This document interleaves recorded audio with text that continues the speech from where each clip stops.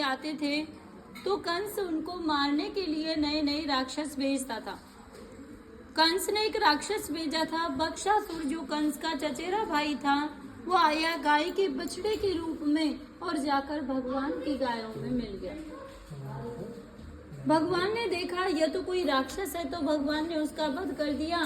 तो ग्वालवाल कहने लगे, कन्हैया तूने गाय के बछड़े की हत्या कर दी, तू गौ हत्यारा हो गया, तुझे सभी तीर्थों का स्नान करना होगा। तो ठाकुर जी ने सभी तीर्थों को यहीं पे बुलाया, भांडीर वन में। मंदिर के सामने कुआं है, उसे अपनी बंसी से प्रकट किया, उसमें विराजमान हुए। तो सभी तीर्थों ने अपना रूप धर के भगवान को स्नान कराया। जब भगवान की शुद्धि हुई थी तो इस कुएं में सभी तीर्थों का जल है। जब कभी भी सोमवती अमावस्या होती है तो उस दिन इस कुएं का जल सफेद हो जाता है। जिन माता बहनाओं के संतान नहीं होती हो, गर्भ खंडित हो जाते हो, तो वो यहाँ आकर इस कुएं पे स्नान करें, इस मंदिर में मनोकामना बोले तो उन्हें संतान की प्राप्ति होती है। दूसरी लीला है राधा कृष्ण के विवाह की, जो कि बहुत से भक्तों को नहीं पता कि राधा कृष्ण की शादी हुई है।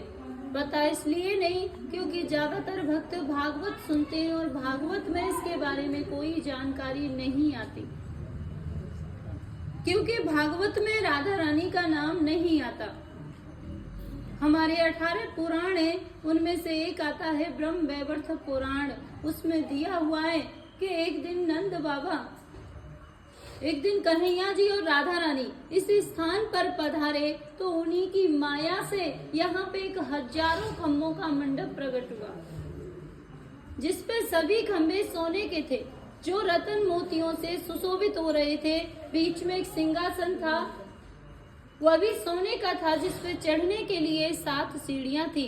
तो राधा कृष्ण दोनों से सिंहासन पर विराजमान हुए। तभी ब्रह्मलोक से ब्रह्मा जी आते हैं और अपने कमंडल में से जल लेकर राधा रानी के श्री चरण कमलों को धोते हैं और उनसे उनके चरणों की भक्ति का वरदान प्राप्त करते हैं।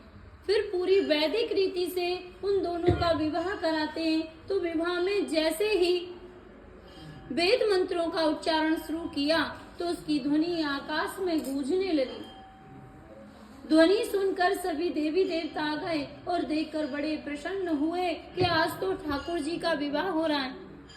पुष्प वर्षा करने लगे उनके ऊपर। विवाह में सारी रीतियां हुई थी, जैसे वेद मंत्रों की, हवन की, फेराओं की।